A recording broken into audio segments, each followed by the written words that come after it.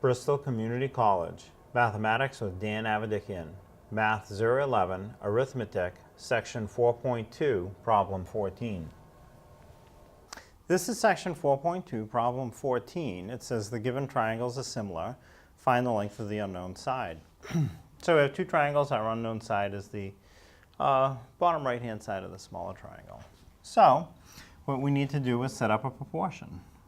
So we'll have 6 to 8, which would be 6 over 8, is equal to n over 10.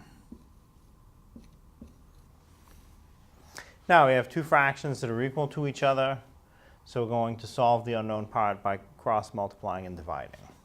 So as we multiply one way, we'll have 6 times 10. Multiply the other way, n times 8. They're equal.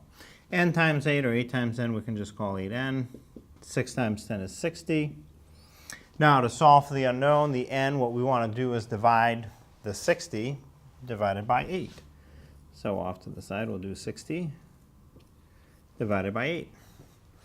8 goes into 6. 6 isn't big enough. It won't go in at all. So 8 goes into 60 how many times? Well, as close as we can make it fit is 7. 7 times 8 is 56. Does not go in evenly. Subtract 60 minus 56 is 4. So now for the decimal, consider the 60 to be 60.0. You're going to bring that decimal point up. Bring down that 0 that we just put in next to the 4, make it a 40. 8 goes into 40, 5 times actually, and then it goes in evenly. 5 times 8 is 40, 40 minus 40, 0 remainder.